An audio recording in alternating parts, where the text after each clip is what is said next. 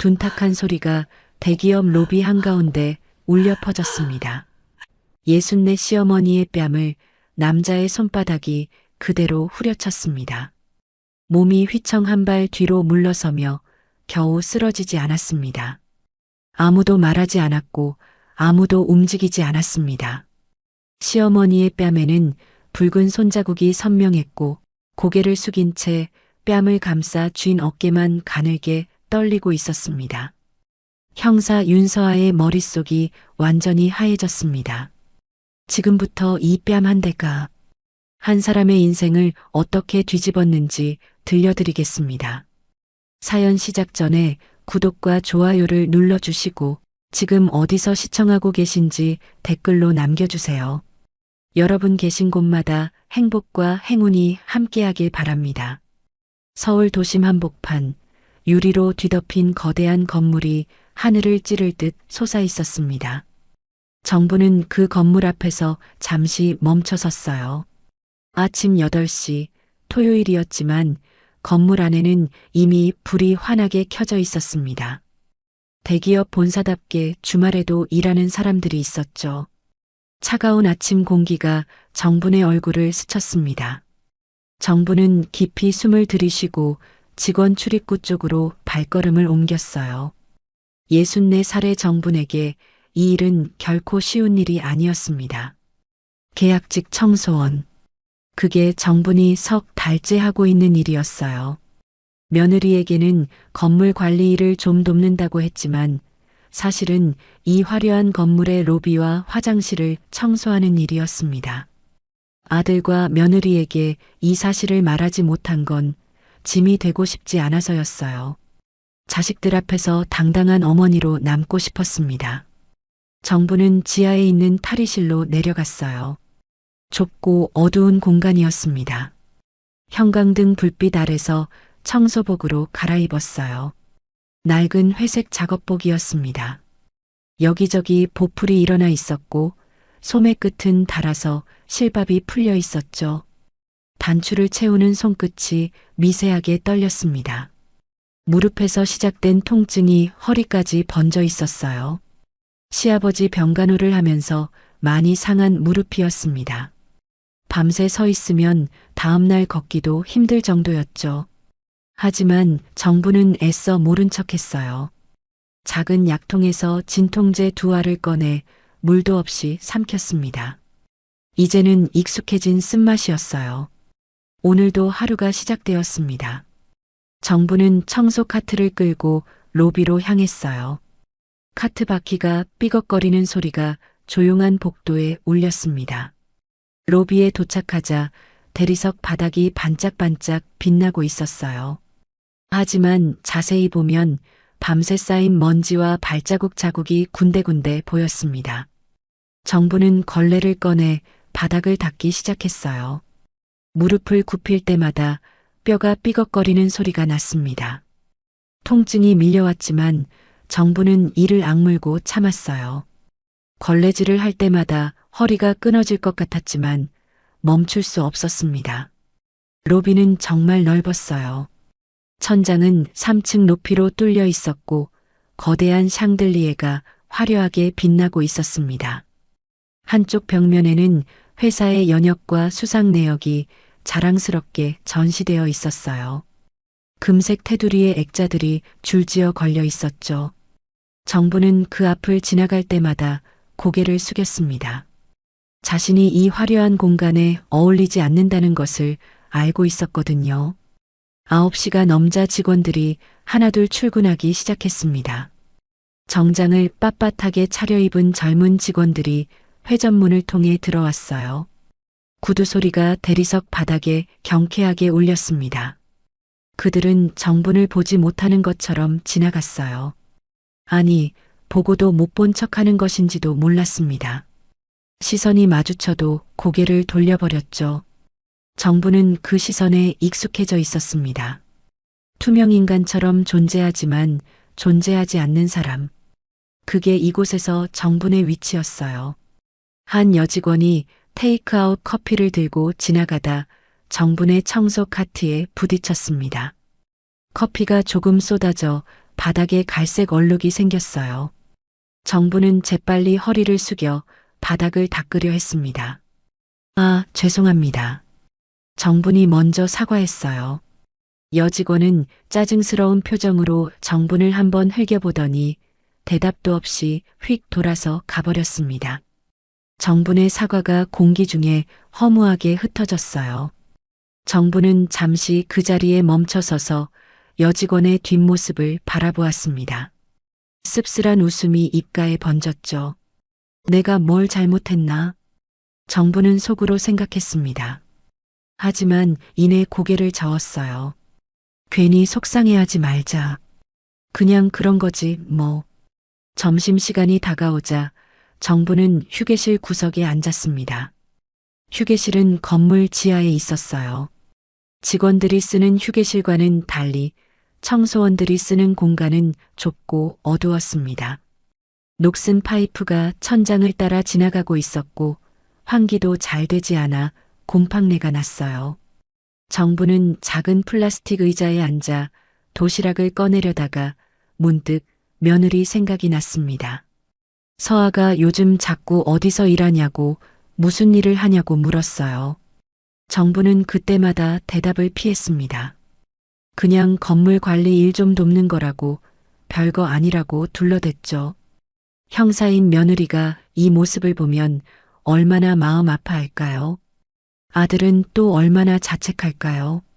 정부는 그게 싫었습니다. 자식들에게 짐이 되느니 차라리 혼자 힘든 게 나았어요. 정부는 냉장고에서 꺼낸 식은 김밥 2줄을 천천히 먹었습니다. 아침에 편의점에서 사온 것이었어요. 예전에는 입맛이 좋았는데 요즘은 뭘 먹어도 맛이 없었습니다. 밥이 목구멍으로 잘 넘어가지 않았어요. 몸이 예전 같지 않다는 걸 정분도 느끼고 있었습니다. 하지만 그래도 일을 그만둘 수는 없었어요. 시아버지 병원비로 남은 빚이 아직 조금 있었거든요. 3년간의 병간호 끝에 시아버지가 돌아가셨지만 병원비는 고스란히 남았습니다. 정부는 그 빚을 아들에게 말한 적이 없었어요. 혼자 조용히 갚아나가고 있었죠. 오후 2시 정부는 다시 로비로 나왔습니다. 토요일 오후라 그런지 사람이 많지 않았어요. 로비는 한산했고 햇살이 유리창을 통해 비스듬히 들어오고 있었습니다. 정부는 화분 주변에 낙엽을 쓸어 담고 있었어요. 허리를 굽힌 채 빗자루를 움직이는데 엘리베이터에서 딩 소리가 났습니다. 한 무리의 사람들이 내렸어요. 가운데 서 있는 남자의 얼굴을 본 순간 정분의 손이 멈췄습니다. 강도윤 전무였습니다. 이 회사에서 강 전무를 모르는 사람은 없었어요. 47살의 젊은 나이에 전무 자리에 오른 인물이었죠. 잘생긴 외모에 날카로운 눈빛. 언론에서는 차세대 경영인이라고 칭송했습니다. 하지만 정분이 알고 있는 강 전무는 화려한 이력 뒤에 숨겨진 또 다른 모습이었어요. 청소원들 사이에서 그는 악마로 통했습니다. 정부는 고개를 숙이고 빗자루질을 계속했습니다. 눈에 띄지 않기를 바랐어요. 심장이 두근거렸습니다. 제발 그냥 지나가기를. 정부는 속으로 빌었어요. 하지만 그 바람은 이루어지지 않았습니다. 거기 아줌마. 차갑고 날카로운 목소리가 로비에 울렸어요. 정분의 심장이 철렁 내려앉았습니다. 손에 쥔 빗자루 자루가 땀으로 축축해졌어요. 천천히 고개를 들자 강 전무가 정분을 노려보고 있었습니다. 그의 눈빛은 마치 벌레를 보는 것 같았어요. 이리 와봐. 정부는 빗자루를 내려놓고 조심스럽게 다가갔습니다. 무릎이 후들거렸어요. 강 전무 옆에 서 있던 직원들은 눈을 피했습니다. 무슨 일이 일어날지 알면서도 아무도 나서지 않았죠. 강 전무가 손가락으로 바닥 한 곳을 가리켰습니다. 저기 뭐야 저거. 정분이 시선을 따라가 보니 대리석 바닥에 희미한 얼룩이 있었어요. 아까 여직원이 흘린 커피 자국이었습니다. 정분이 분명 닦았는데 완전히 지워지지 않았던 거예요. 제가 바로 닦겠습니다. 정분이 허리를 숙이려는 순간 강 전무의 목소리가 더욱 차갑게 내려앉았습니다. 아까부터 봤는데 도대체 일을 어떻게 하는 거야? 이렇게 더러운 바닥에서 어떻게 손님을 맞이해? 나이만 먹었지 일은 제대로 못하면서 왜 여기 있어? 정분의 얼굴이 붉어졌습니다. 창피함과 억울함이 뒤섞인 표정이었어요. 입술을 꽉 깨물었지만 아무 말도 하지 못했습니다. 주변에 지나가던 사람들이 슬금슬금 발걸음을 멈추고 이쪽을 바라보았어요. 정부는 그 시선들이 따가웠습니다. 64해를 살면서 이렇게 많은 사람 앞에서 망신을 당한 적은 없었어요. 눈시울이 뜨거워졌지만 정부는 울지 않으려고 이를 악물었습니다. 떨리는 손을 꽉 쥐었어요. 죄송합니다. 바로 처리하겠습니다. 정분의 목소리가 작게 떨렸어요. 강 전무는 콧방귀를 뀌었습니다. 됐어. 그냥 가. 오늘 안에 제대로 안 되면 알아서 해.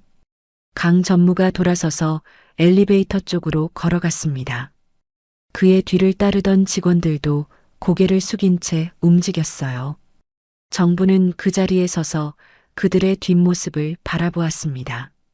정부는 천천히 무릎을 꿇고 바닥에 얼룩을 닦기 시작했습니다. 걸레로 박박 문질러도 얼룩은 쉽게 지워지지 않았어요. 정분의 눈에서 눈물 한 방울이 떨어져 대리석 바닥에 떨어졌습니다.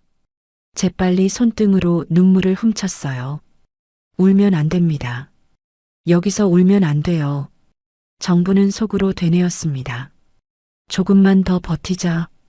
빚만 갚으면 그만두면 돼. 아들과 며느리 걱정시키지 말자. 그렇게 스스로를 다독이며 바닥을 닦았어요. 하지만 오늘 하루가 이렇게 끝나지 않으리라는 것을 정부는 아직 알지 못했습니다.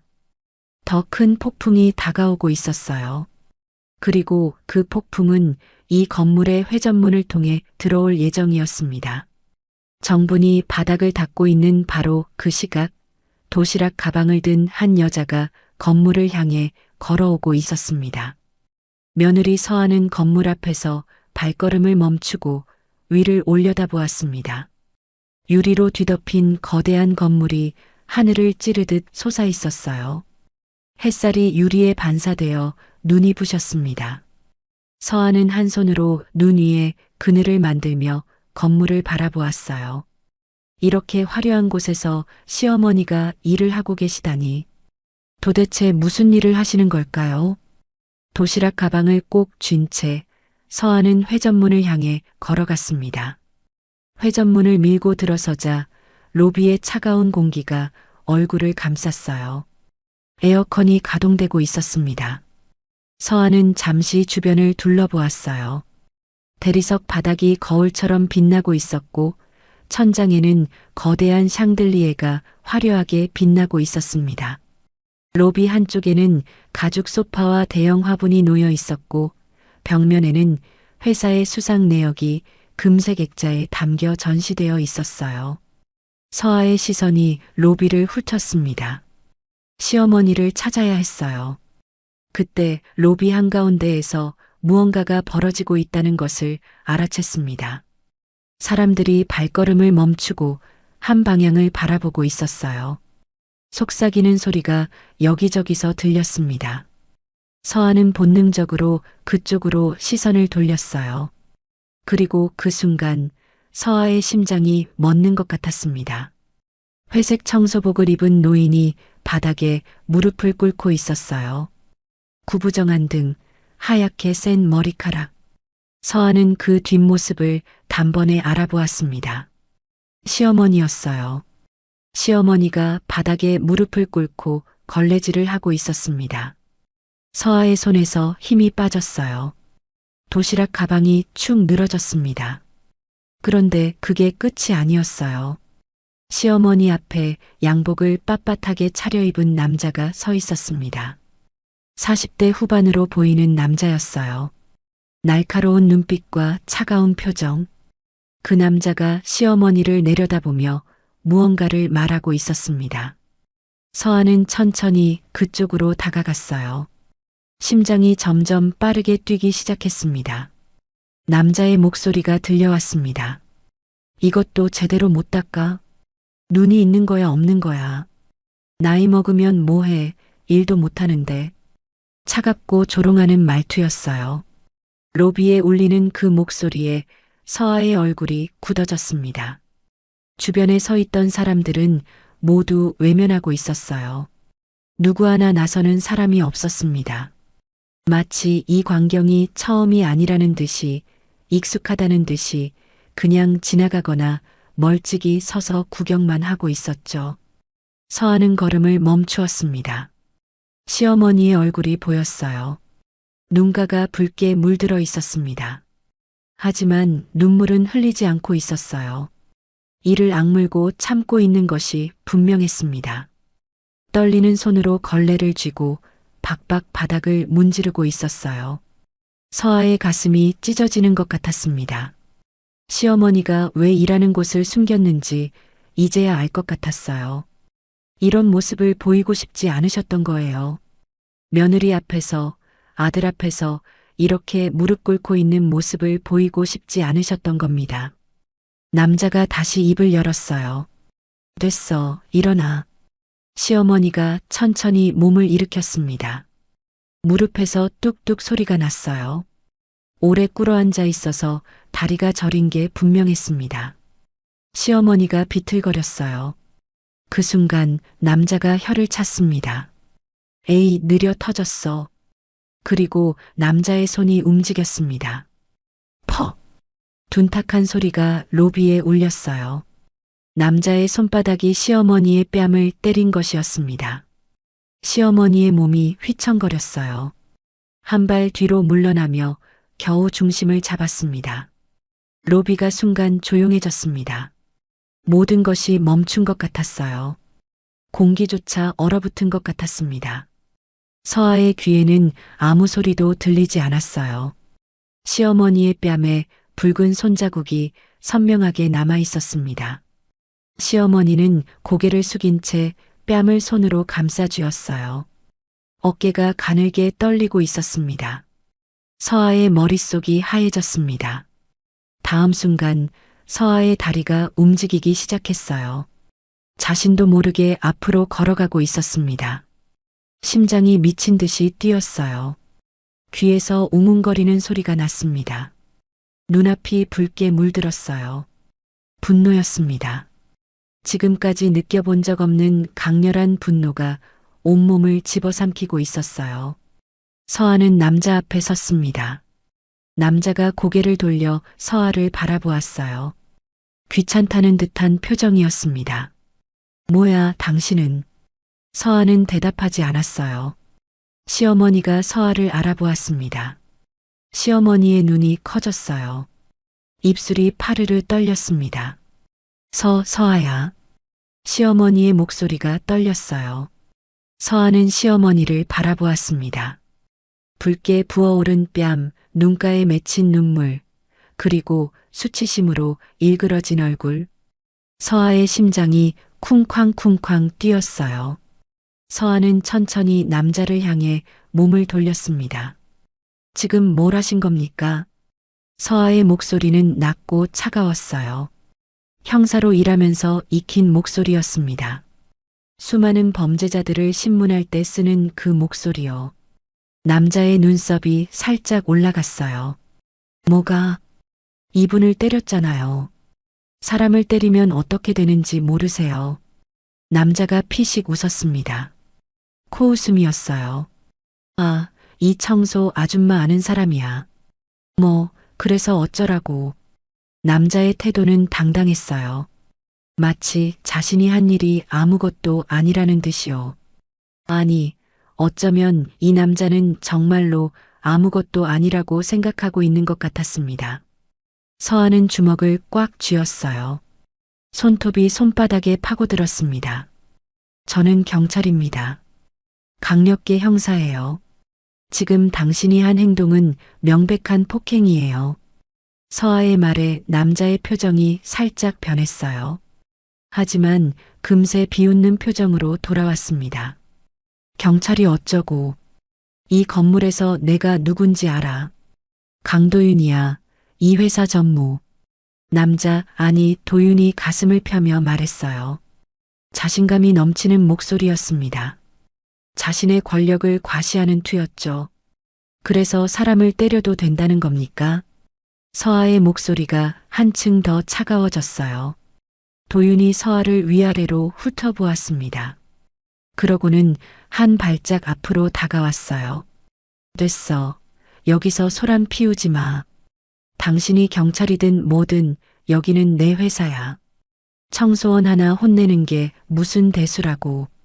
도윤의 말투에는 경멸이 담겨 있었어요. 청소원이라는 단어를 뱉을 때 그의 입꼬리가 비틀어졌습니다. 서아는 그 표정을 똑바로 바라보았어요. 시어머니가 서아의 팔을 잡았습니다. 서아야, 됐어. 그냥 가자. 시어머니의 목소리가 애처롭게 떨렸어요. 서아를 말리려는 것이었습니다. 더 큰 일이 벌어지는 것을 막으려는 거였죠. 하지만 서아는 움직이지 않았어요. 도윤이 콧방귀를 뀌었습니다. 그래, 아줌마 말 들어. 어서 데리고 나가. 그러면서 도윤이 손을 내저었어요. 마치 팔이라도 쫓는 것처럼요. 그 동작이 서아의 분노에 기름을 부었습니다. 서아의 눈빛이 변했어요. 형사로서의 냉정함이 사라지고 가족을 지키려는 한 사람의 분노가 그 자리를 채웠습니다. 마지막으로 한 번만 더 묻겠습니다. 사과하실 의향이 있습니까? 서아의 목소리는 낮지만 단호했어요. 도윤은 피식 웃었습니다. 사과라고. 뭘? 도윤이 비웃듯 말했어요. 그리고 다시 한번 서아를 위아래로 훑어보았습니다. 내가 뭔데 나한테 이래라 저래라야. 경찰이면 다야. 여기가 어딘 줄 알고. 그 말이 끝나는 순간 서아의 몸이 움직였습니다. 형사로서 15년간 훈련받은 몸이었어요. 서아의 손이 번개처럼 뻗어 도윤의 팔을 잡았습니다. 그리고 정확하게 비틀었어요. 도윤이 비명을 질렀습니다. 으악! 도윤의 몸이 바닥으로 꺾였어요. 서아는 도윤의 팔을 등 뒤로 꺾은 채 바닥에 눌렀습니다. 도윤이 발버둥 쳤지만 꼼짝도 못했어요. 서아의 기술은 정확했습니다. 로비가 술렁였어요. 사람들이 놀란 눈으로 이쪽을 바라보았습니다. 휴대폰을 꺼내드는 사람도 보였어요. 이 미친년이. 도윤이 바닥에 엎드린 채 욕을 내뱉었어요. 서아는 차갑게 말했습니다. 폭행 현행범으로 체포합니다. 당신에게는 묵비권과 변호인의 조력을 받을 권리가 있습니다. 서아의 목소리는 떨리지 않았어요. 하지만 그 순간에도 서아는 알고 있었습니다. 이 선택이 어떤 결과를 가져올지. 상대는 대기업 전무였어요. 권력과 돈이 있는 사람이었습니다. 이 일이 쉽게 끝나지 않으리라는 것을 서아는 직감하고 있었어요. 시어머니가 서아의 이름을 불렀습니다. 서아야. 떨리는 목소리였어요. 하지만 서아는 고개를 돌려 시어머니를 바라보며 말했습니다. 괜찮아요, 어머님. 제가 처리할게요. 서아의 눈빛은 단호했습니다. 하지만 그 안에는 시어머니를 향한 미안함과 슬픔이 담겨 있었어요. 로비에는 긴장감이 감돌았습니다. 이 사건이 어떻게 흘러갈지 아무도 예측하지 못했어요. 다만 한 가지는 분명했습니다. 오늘 이 순간부터 모든 것이 달라지게 될 거라는 것이요. 시간이 멈춘 것 같았습니다. 서아는 도윤의 팔을 등 뒤로 꺾은 채 바닥에 눌러 있었어요. 심장이 미친 듯이 뛰고 있었습니다. 귀에서 웅웅거리는 소리가 났어요. 주변의 모든 것이 느리게 움직이는 것 같았습니다. 로비에 모인 사람들의 시선이 서아에게 쏠려 있었어요. 누군가는 휴대폰으로 영상을 찍고 있었고 누군가는 입을 벌린 채 멍하니 서 있었습니다. 속삭이는 소리가 여기저기서 들려왔어요. 저 사람 뭐야? 경찰이래. 전무님을 저렇게 해. 서아의 머릿속은 복잡했습니다. 방금 자신이 한 일이 어떤 결과를 가져올지 알고 있었어요. 형사로서 15년을 일했습니다. 법과 절차가 무엇인지 누구보다 잘 알았죠. 하지만 그 순간 시어머니의 뺨을 때리는 손을 보았을 때 그 모든 것이 머릿속에서 사라졌어요. 가족이었습니다. 자신의 가족이 맡고 있었어요. 도윤이 바닥에서 발버둥 쳤습니다. 인연이 미쳤어. 당장 나. 도윤의 목소리는 분노로 떨리고 있었어요. 서하는 손에 힘을 풀지 않았습니다. 움직이면 더 아플 겁니다. 서하의 목소리는 차분했어요. 하지만 손끝은 미세하게 떨리고 있었습니다. 분노 때문만은 아니었어요. 이 상황이 어떻게 흘러갈지 알 수 없는 불안감이 밀려오고 있었습니다. 시어머니가 서하 곁으로 다가왔어요.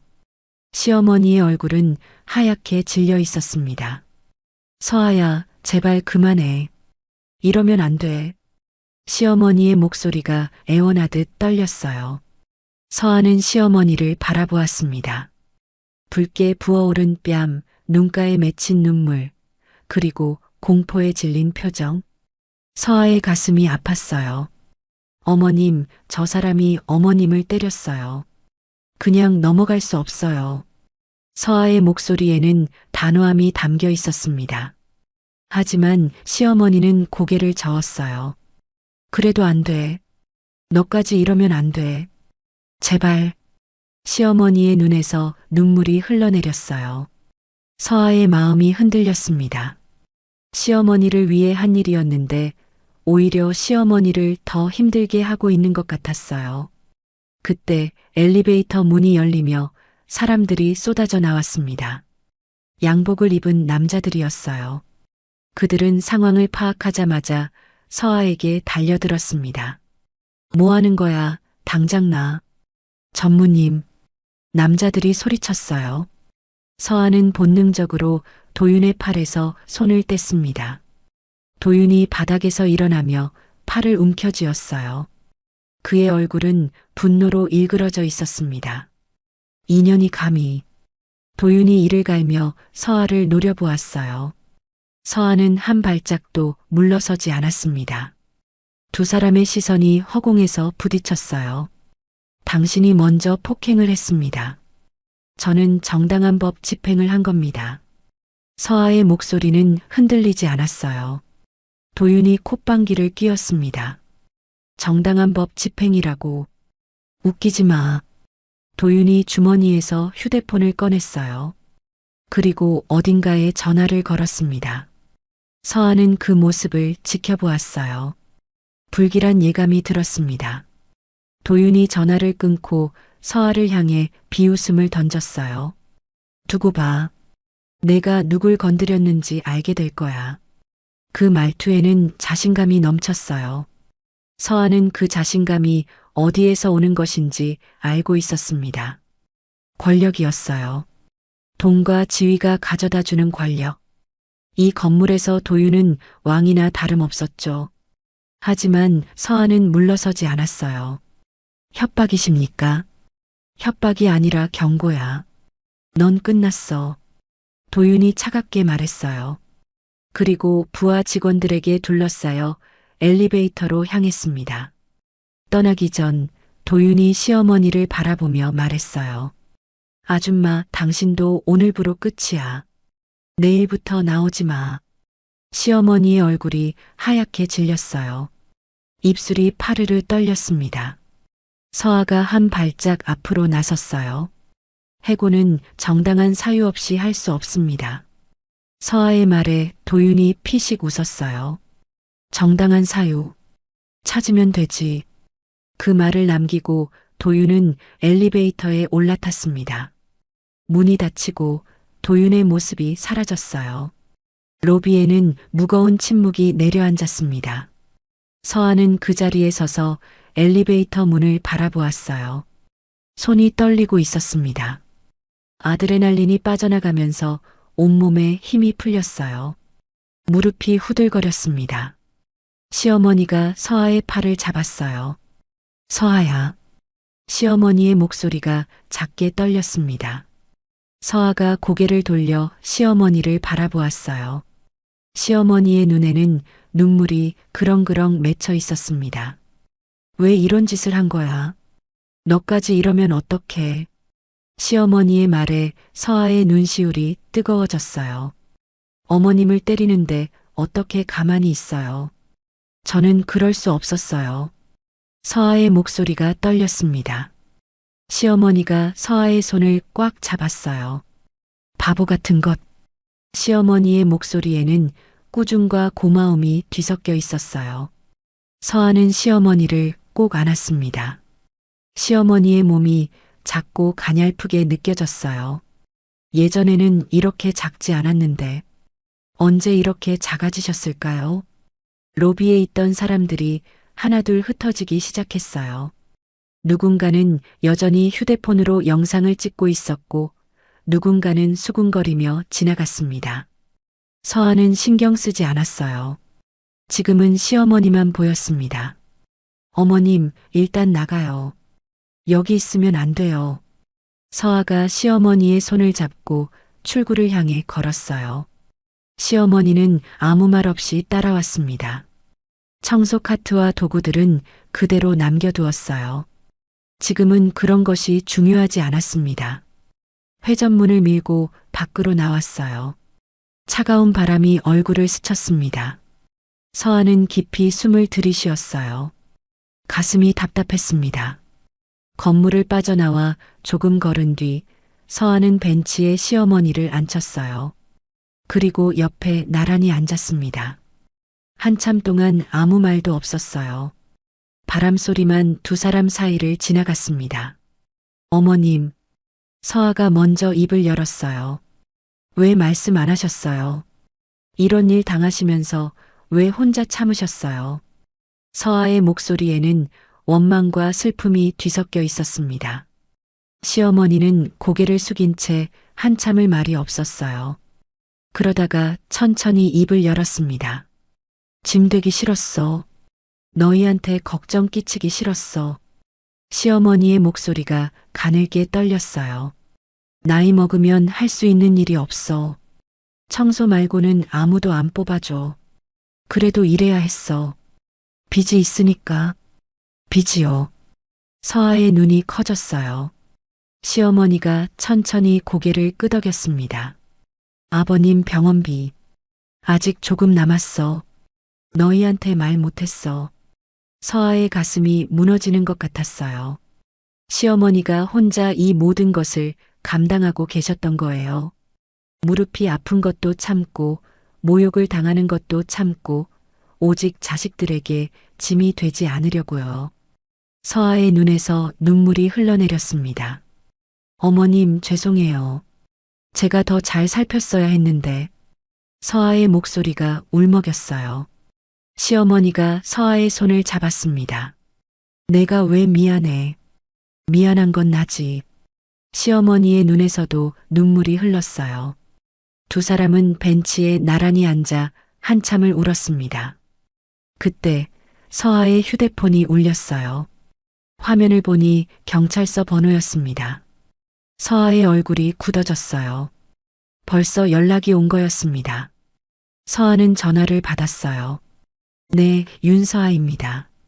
전화기 너머로 차가운 목소리가 들려왔습니다. 윤 형사, 지금 바로 서로 와. 이게 무슨 일이야? 서장의 목소리였어요. 서아는 조용히 대답했습니다. 알겠습니다. 전화를 끊고 서아는 시어머니를 바라보았어요. 시어머니의 눈에 걱정이 가득했습니다. 서아야, 괜찮겠어? 서아는 억지로 미소를 지었어요. 괜찮아요, 어머님. 제가 한 일이니까 제가 책임지면 돼요. 하지만 서아도 알고 있었습니다.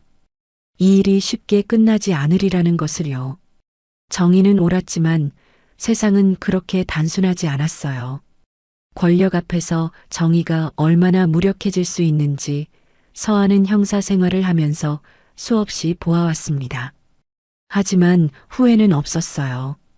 다시 그 순간으로 돌아가도 서아는 같은 선택을 할 거였습니다. 시어머니를 지키는 것. 그것이 서아에게는 무엇보다 중요했으니까요. 서아가 경찰서에 도착했을 때 분위기가 심상치 않았습니다. 주차장에 차를 세우고 건물 안으로 들어서는 순간부터 이상한 기운이 느껴졌어요. 복도를 지나는 동료들의 시선이 어색했습니다. 누군가는 서아를 보자마자 고개를 돌렸고 누군가는 안쓰럽다는 표정으로 바라보았어요.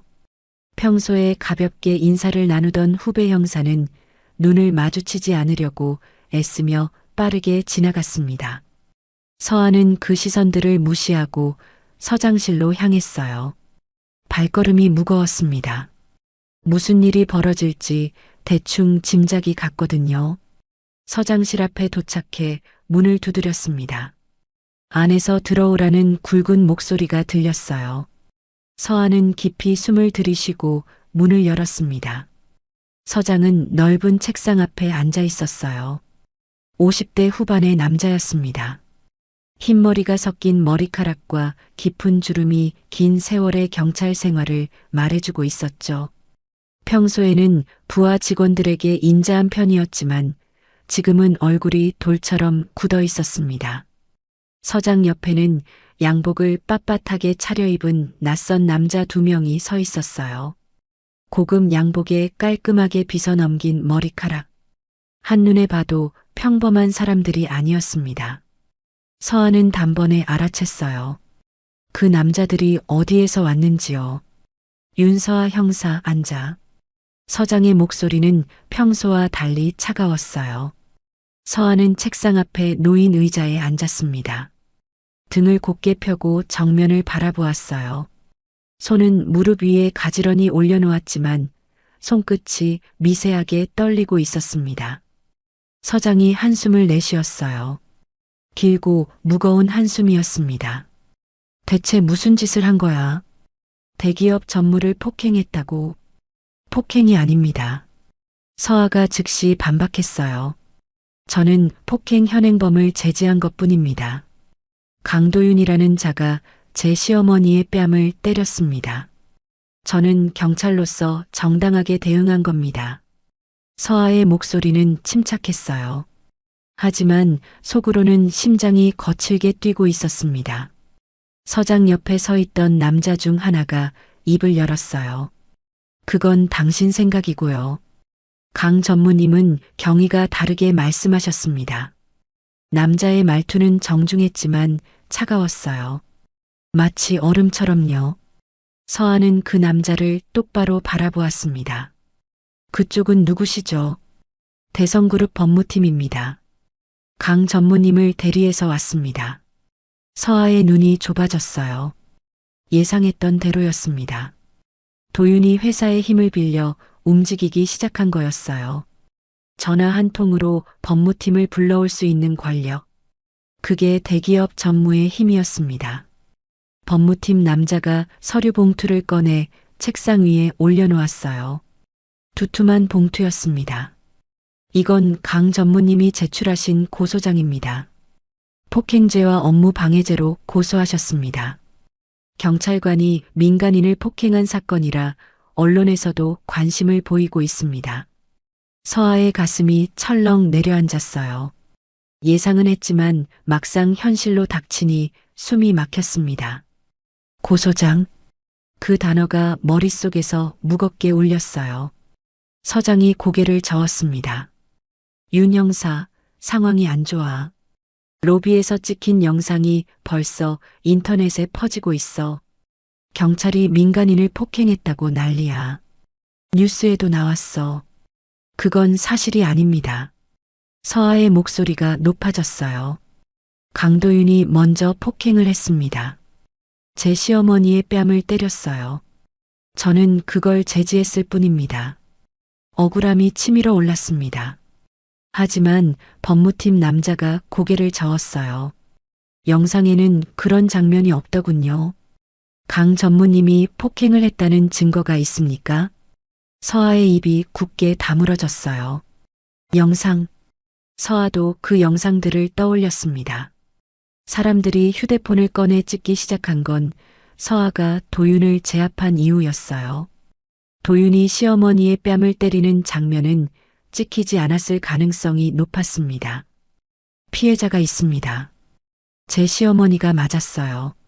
시어머니의 증언이 있습니다. 서아가 말했어요. 법무팀 남자가 피식 웃었습니다.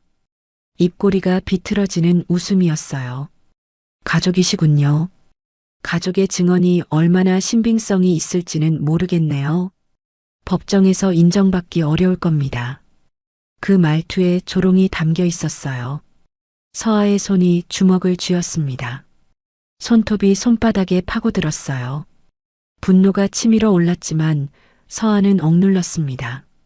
여기서 감정을 드러내면 상황이 더 나빠질 뿐이었어요. 서장이 무거운 한숨을 내쉬었습니다. 윤 형사, 일단 대기 발령을 내린다. 이 사건이 정리될 때까지 현장 근무는 못해. 서아의 얼굴이 하얗게 질렸어요. 대기 발령. 그건 사실상 업무 정지나 다름없었습니다. 15년간 형사로 일하면서 한 번도 받아본 적 없는 처분이었어요. 서아의 입술이 떨렸습니다. 서장님, 저는 잘못한 게 없습니다. 나도 알아. 하지만 위에서 압력이 내려왔어. 어쩔 수 없어. 서장의 목소리에는 미안함이 담겨 있었어요. 하지만 그것이 서아에게 위로가 되지는 않았습니다. 위에서 압력이 내려왔다. 그 말의 의미를 서아는 알고 있었어요. 대성그룹의 힘이 움직인 거였습니다. 대기업의 로비가 경찰 조직까지 움직이게 한 거였죠. 법무팀 남자가 다시 입을 열었어요. 그리고 한 가지 더요.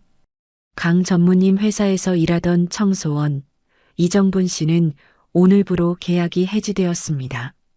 서아의 눈이 커졌어요. 시어머니의 이름이었습니다. 심장이 쿵 하고 내려앉았어요. 무슨 근거로요? 정당한 해고 사유가 있어야죠. 근무 태만과 회사 명예훼손이라고 하더군요. 서류는 이미 처리되었습니다. 법무팀 남자의 목소리는 담담했어요. 마치 날씨 얘기를 하듯이요. 서아는 치가 떨렸습니다. 근무 태만이라니, 회사 명예훼손이라니, 그건 완전한 억지였어요. 시어머니가 얼마나 열심히 일하셨는데, 아픈 몸을 이끌고 매일 출근하셨는데, 그건 부당 해고입니다. 법적으로 대응하겠습니다. 서아가 이를 악물며 말했어요. 법무팀 남자가 어깨를 으쓱했습니다. 그건 자유입니다. 저희도 준비가 되어 있으니까요. 그 말에는 자신감이 넘쳤어요. 대기업 법무팀과 개인이 싸워서 이길 수 있을까? 서아도 그 어려움을 알고 있었습니다. 하지만 물러설 수는 없었어요. 법무팀 남자들이 자리에서 일어났습니다. 그럼 저희는 이만. 좋은 결과 있기를 바랍니다. 비웃는 듯한 인사를 남기고 그들은 서장실을 나갔어요. 구두 소리가 복도에 울렸습니다. 서아는 그 뒷모습을 노려보았어요. 주먹이 부들부들 떨렸습니다. 서장이 한숨을 쉬며 말했어요. 윤 형사, 집에 가서 쉬어. 당분간 출근하지 마. 서장님. 서아가 뭔가를 말하려 했지만 서장이 손을 들어 막았어요. 지금은 아무것도 하지 마. 상황을 더 악화시키지 말고. 서장의 얼굴에는 피로함이 가득했어요.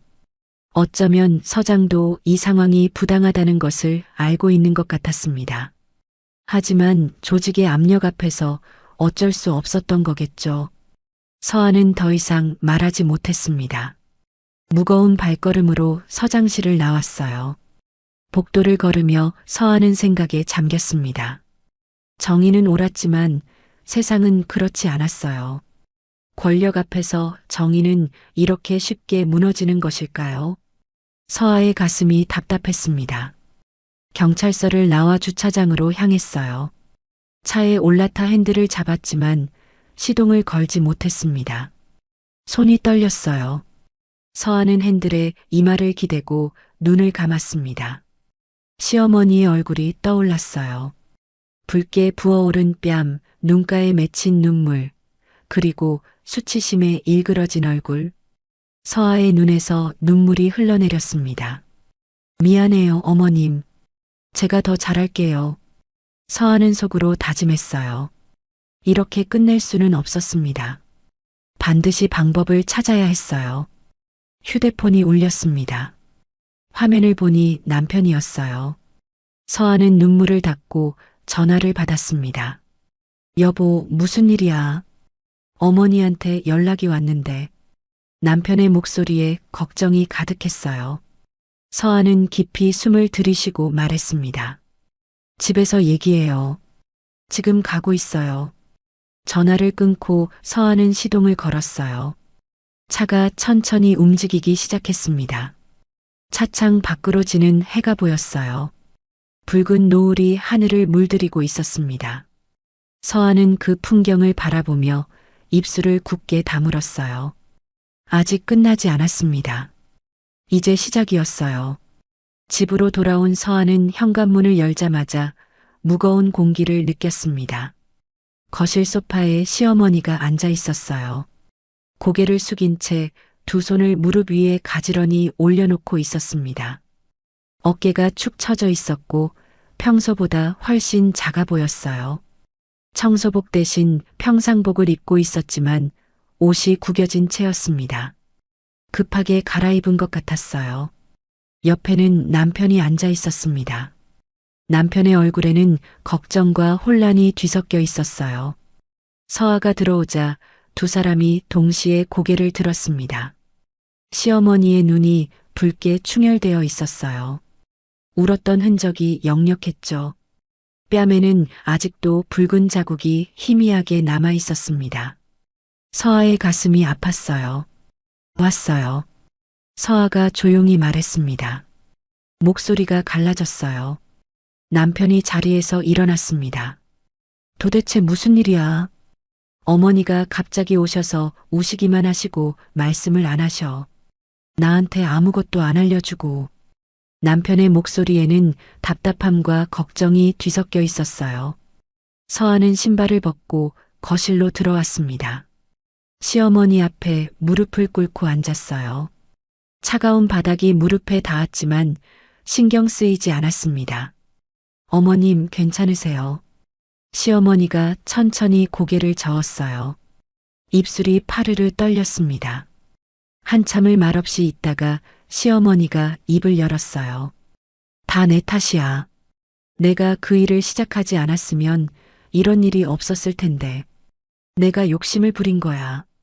나이 먹어서 무슨 돈을 벌겠다고. 시어머니의 목소리가 떨렸어요. 자책하는 것이 분명했습니다.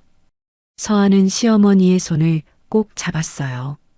손이 차가웠습니다. 예전에는 이렇게 차갑지 않았는데요. 아니에요, 어머님. 어머님 잘못이 아니에요. 잘못한 건 그쪽이에요. 사람을 때린 그 인간이 잘못한 거예요. 하지만 시어머니는 고개를 계속 저었습니다. 너까지 이렇게 됐는데 어떻게 내 잘못이 아니야. 내가 경찰 그만두게 되면 어떡해. 15년을 넘게 일했는데 다 나 때문이야. 시어머니의 눈에서 다시 눈물이 흘러내렸어요. 주름진 볼을 타고 눈물이 떨어졌습니다. 서아는 가슴이 찢어지는 것 같았어요. 시어머니가 이렇게 우는 모습을 본 적이 거의 없었거든요. 시아버지 장례식 때도 꿋꿋하게 버티셨던 분이었습니다. 남편이 서아의 어깨를 잡았어요. 여보, 도대체 무슨 일인지 설명 좀 해줘. 어머니가 회사에서 잘렸다는데 그게 무슨 소리야. 그리고 내가 대기 발령을 받았다고. 서아는 깊이 숨을 들이쉬고 천천히 이야기를 시작했습니다. 시어머니가 청소원으로 일하고 있었다는 것부터요. 그 말에 남편의 눈이 커졌어요. 시어머니가 그런 일을 하셨다는 것을 남편도 몰랐던 거였습니다. 그리고 대기업 전무에게 모욕과 폭행을 당했다는 것, 서아가 그 남자를 제압했다는 것까지요. 한마디 한마디가 무겁게 거실에 떨어졌습니다. 이야기를 듣는 동안 남편의 얼굴이 점점 굳어졌어요. 분노와 충격이 뒤섞인 표정이었습니다. 주먹이 부들부들 떨리고 있었어요. 그 인간이 어머니를 때렸다고. 남편의 목소리가 낮게 떨렸어요. 목에 핏줄이 섰습니다. 그래요. 뺨을 때렸어요. 사람들이 보는 앞에서요. 그것도 아무렇지도 않게. 서아의 말에 남편이 이를 악물었어요. 얼굴이 붉어졌습니다. 온순한 성격의 남편이었지만 가족이 다치면 참지 못하는 사람이었어요. 그런 놈을 그냥 둬. 내가 가서 직접. 남편이 일어서려 하자 시어머니가 남편의 손을 잡았어요. 힘없는 손이었지만 간절함이 담겨 있었습니다. 안 돼. 너까지 나서면 안 돼. 그 사람들은 우리 같은 사람하고 달라. 돈도 있고 힘도 있어. 덤비면 우리만 더 다쳐. 서아 일도 이렇게 됐는데. 시어머니의 목소리에는 체념이 담겨 있었어요. 세상의 불공평함을 받아들인 사람의 목소리였습니다. 수십 년을 살아오면서 배운 것이겠죠. 힘없는 사람은 힘 있는 사람을 이길 수 없다는 것을요. 서아의 가슴이 아팠어요. 세 사람은 한참 동안 말없이 앉아 있었습니다. 무거운 침묵이 거실을 가득 채웠어요. 창밖으로 어둠이 내려앉고 있었습니다. 가로등 불빛이 하나둘 켜지기 시작했어요. 시어머니가 먼저 일어섰습니다. 무릎에서 뚝뚝 소리가 났어요. 나 집에 갈게.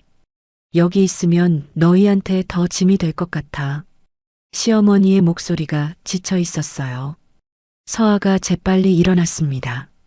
어머님, 오늘은 여기서 주무세요. 이 시간에 혼자 가시면 안 돼요. 아니야, 괜찮아. 혼자 있고 싶어. 시어머니가 고개를 저었어요. 하지만 서아는 물러서지 않았습니다. 제발요, 어머님. 오늘 하루만요. 내일 제가 모셔다 드릴게요. 서아의 간절한 목소리에 시어머니가 결국 고개를 끄덕였어요. 서아는 시어머니를 안방으로 모시고 이불을 깔아드렸습니다. 시어머니는 이불 위에 누우며 한숨을 내쉬었어요. 깊고 긴 한숨이었습니다. 서아야. 네, 어머님. 고마워. 그리고 미안해. 시어머니의 목소리가 작게 떨렸어요. 서아는 시어머니의 이불을 가지런히 덮어드리며 말했습니다. 미안해하지 마세요. 저는 후회 안 해요. 다시 그 상황이 와도 똑같이 할 거예요. 서아의 말에 시어머니의 눈에서 다시 눈물이 흘렀어요. 서아는 시어머니의 손을 잡고 한참을 앉아 있었습니다. 시어머니의 숨소리가 고르게 될 때까지요. 거실로 나온 서아는 소파에 털썩 주저앉았어요. 온몸에 힘이 풀렸습니다. 오늘 하루가 너무 길었어요. 남편이 따뜻한 물 한 잔을 가져다 주며 옆에 앉았습니다. 힘들지? 남편의 목소리가 조용했어요. 서아는 고개를 끄덕였습니다. 응, 그래도 괜찮아. 괜찮지 않잖아.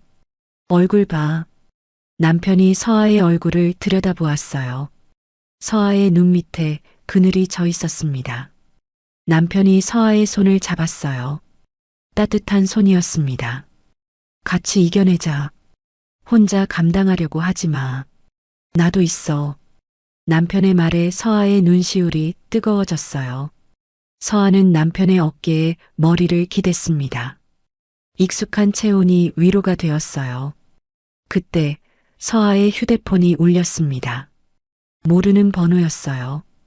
밤 9시가 넘은 시간이었습니다. 서아는 잠시 망설이다가 전화를 받았어요. 여보세요. 윤서아 형사님이시죠? 낯선 여자의 목소리였어요. 30대 중반쯤으로 들렸습니다. 목소리에는 긴장감이 담겨 있었어요. 네, 그런데 누구시죠? 저는 한율이라고 합니다. 강도윤 전무의 전 수행비서였어요. 서아의 눈이 커졌어요. 서아는 자세를 고쳐 앉았습니다. 무슨 일이시죠? 유리가 조심스럽게 입을 열었습니다. 오늘 있었던 일 들었어요. 영상으로 봤어요. 형사님이 강 전무를 제압했다고요. 그래서 연락드렸어요. 왜요? 유리가 깊이 숨을 들이쉬는 소리가 들렸어요. 강 전무가 얼마나 나쁜 사람인지 아세요? 오늘 일은 처음이 아니에요. 그동안 수많은 사람들이 당했어요. 저도 3년 전에 당했어요. 똑같이 당하고 회사에서 쫓겨났어요. 아무도 제 편이 아니었어요. 유리의 목소리가 떨렸어요. 오래된 상처가 느껴졌습니다. 저한테 증거가 있어요. 강 전무가 저지른 일들의 증거요. 폭행, 부당해고, 불법 자금 흐름까지 다 모아뒀어요. 서아의 심장이 빠르게 뛰기 시작했어요. 왜 저한테 연락하신 거예요? 형사님이 하신 일을 봤어요. 강 전무한테 덤비는 사람은 처음 봤어요. 이 사람이라면 끝까지 갈 수 있겠다고 생각했어요. 이 사람을 막지 않으면 더 많은 사람이 망가져요. 만나서 얘기할 수 있을까요? 내일 오후 3시에 종로 카페에서요. 주소 문자로 보내드릴게요. 조심하세요. 그 사람 눈과 귀가 어디에나 있어요. 전화가 끊어졌어요. 서아는 남편을 바라보며 말했습니다. 혼자가 아닐지도 몰라. 같이 싸워줄 사람이 나타났어. 서아의 눈빛에 희망이 떠올랐습니다. 어둠 속에서 작은 빛이 보이기 시작했어요. 다음 날 오후 3시, 서아는 종로의 한 카페에 도착했습니다. 골목 안쪽에 숨어 있는 작은 카페였어요. 간판도 눈에 띄지 않았고 창문에는 반투명 필름이 붙어 있어서 안이 잘 보이지 않았습니다. 번화가에서 살짝 벗어난 위치에 있었어요. 일부러 사람 눈에 띄지 않는 곳을 고른 것 같았습니다. 오래된 건물 1층에 자리 잡고 있었고 문 앞에는 낡은 화분 몇 개가 놓여 있었어요. 서아는 주변을 한번 둘러보았어요. 미행이 있는지 확인하는 습관이었습니다. 형사로 일하면서 몸에 밴 버릇이었죠. 골목 입구 쪽을 살피고 지나가는 사람들의 동선도 체크했어요. 수상한 사람은 보이지 않았습니다. 별다른 이상이 없는 것을 확인하고 문을 밀고 들어갔어요. 카페 안은 어두웠습니다. 조명이 낮게 깔려 있었고 재즈 음악이 작게 흘러나오고 있었어요. 오래된 목재 가구들이 빈티지한 분위기를 만들어내고 있었습니다. 손님은 거의 없었어요. 노트북을 펼쳐놓고 작업하는 사람 한 명과 구석 자리에 혼자 앉아 있는 여자가 전부였습니다. 커피 향이 은은하게 퍼져 있었어요. 구석 자리의 여자가 눈에 들어왔습니다. 30대 중반쯤으로 보였어요. 짧은 단발머리에 검은 뿔테 안경을 쓰고 있었습니다. 옷차림은 수수했지만 깔끔했어요. 회색 니트에 검은 바지. 눈에 띄지 않으려고 일부러 고른 옷차림 같았습니다. 테이블 위에는 커피 한 잔과 두툼한 서류 봉투가 놓여 있었어요. 커피는 거의 손대지 않은 것 같았습니다. 서아가 다가가자 여자가 고개를 들었어요. 긴장한 표정이었습니다. 눈동자가 불안하게 흔들리고 있었어요. 서아를 살피는 동시에 카페 입구 쪽도 신경 쓰고 있는 것 같았습니다. 누군가 따라오지는 않았는지 확인하는 눈빛이었죠. 윤서아 형사님이시죠? 네, 한유리 씨 맞으시죠? 유리가 고개를 끄덕였어요. 서아는 맞은편 자리에 앉았습니다. 의자가 낡아서 삐걱거리는 소리가 났어요. 두 사람 사이에 잠시 침묵이 흘렀습니다. 유리가 커피잔을 손으로 감싸 쥐었어요. 손가락이 미세하게 떨리고 있었습니다. 유리가 먼저 입을 열었어요. 와주셔서 감사해요. 솔직히 오실 줄 몰랐어요. 왜요? 다들 그랬거든요. 처음에는 관심을 보이다가 강 전무가 누군지 알면 다 물러났어요. 무서워서요. 대성그룹이 얼마나 큰 회사인지 아시잖아요. 언론도 정치인도 다 그 사람들 편이에요.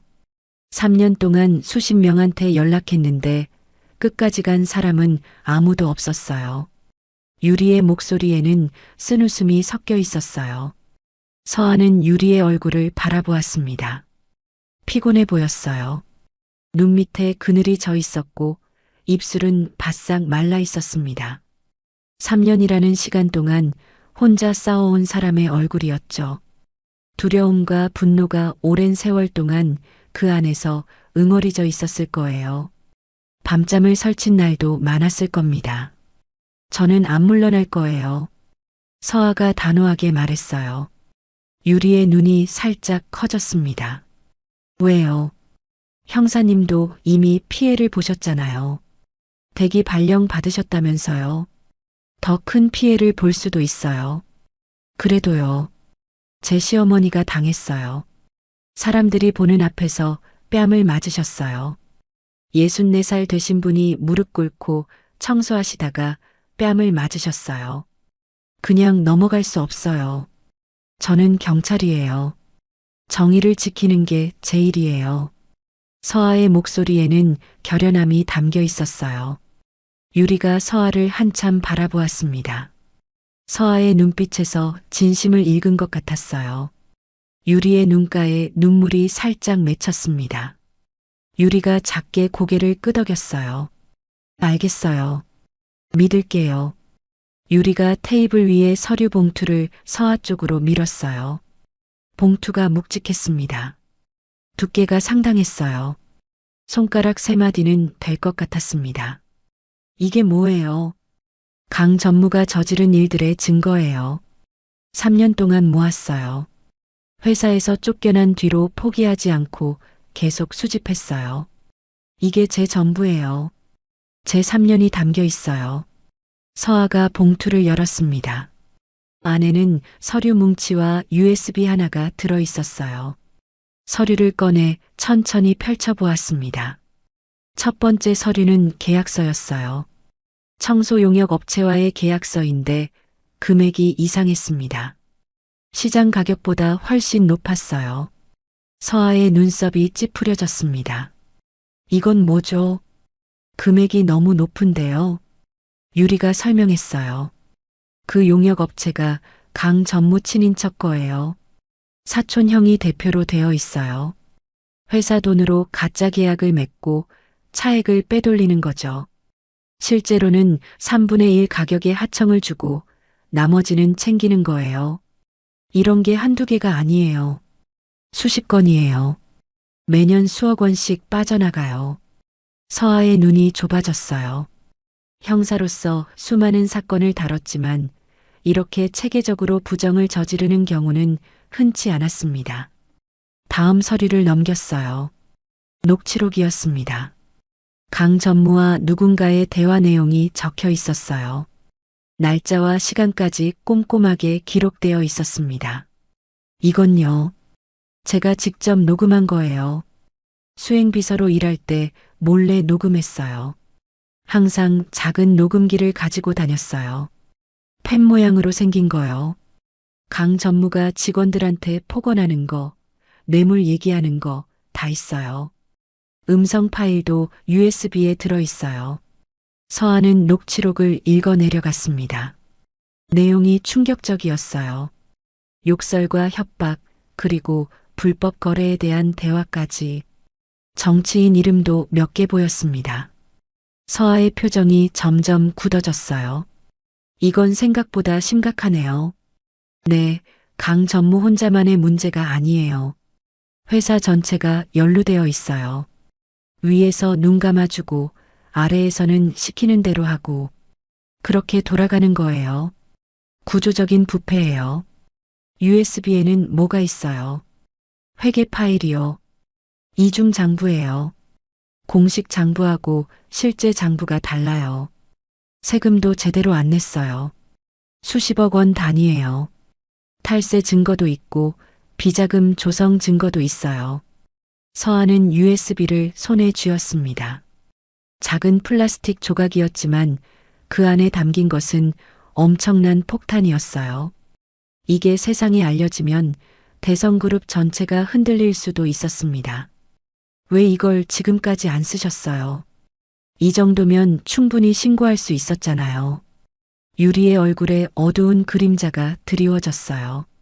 눈빛이 흔들렸습니다. 커피잔을 쥔 손에 힘이 들어갔어요. 무서웠어요. 저 혼자서는 그 사람을 못 이겨요. 3년 전에 저도 당했어요. 강 전무한테 뺨 맞고 회사에서 쫓겨났어요. 그때 신고하려고 했는데 협박을 받았어요. 협박이요. 네. 가족한테 해코지 하겠다고요. 부모님이 작은 가게를 하시는데 그 가게 주소까지 알고 있다고 하더라고요. 가게에 불이 나면 어떻게 할 거냐고요. 무서워서 아무것도 못했어요. 3년 동안 이걸 품고만 있었어요. 혼자서요. 유리의 손이 떨리고 있었어요. 3년 동안 품어온 두려움이 느껴졌습니다. 서아는 유리의 손을 가만히 잡았어요. 차가운 손이었습니다. 이제 혼자가 아니에요. 같이 싸워요. 제가 옆에 있을게요. 서아의 말에 유리의 눈에 눈물이 고였어요. 입술을 꽉 깨물었습니다. 고마워요. 정말 고마워요. 드디어 끝낼 수 있겠네요. 유리의 목소리가 떨렸어요. 서아는 서류들을 다시 봉투에 넣으며 말했습니다. 그런데 이것만으로는 부족해요. 이건 민사사건에 가까워요. 강 전무를 확실히 잡으려면 형사사건으로 만들어야 해요. 어떻게요? 서아는 잠시 생각에 잠겼어요. 형사로서의 경험이 머릿속에서 돌아가기 시작했습니다. 폭행건은 증거가 약해요. 제 시어머니 증언만으로는 힘들어요. 하지만 이 회계 자료가 진짜라면 횡령과 탈세로 잡을 수 있어요. 검찰이 움직이게 만들어야 해요. 검찰이요. 그게 될까요? 대성그룹이 검찰에도 손을 뻗쳤을 수 있어요. 쉽지 않을 거예요. 강 전무 뒤에는 회사가 있고 회사 뒤에는 정치인들이 있을 수도 있어요. 하지만 방법이 있어요. 무슨 방법이요? 서아가 눈을 반짝였어요. 언론이에요. 기자들한테 이 자료를 넘기면 기사가 터져요.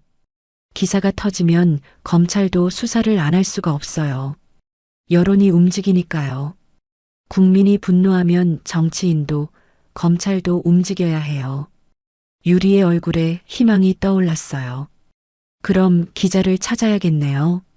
알아볼게요. 믿을 만한 사람으로요. 한 가지 더요. 유리가 말했어요. 뭔데요? 강 전무 다음 주에 큰 행사가 있어요. 회사 창립 기념 행사인데 언론이랑 외부 인사들이 많이 와요. 거기서 강 전무가 연설을 해요.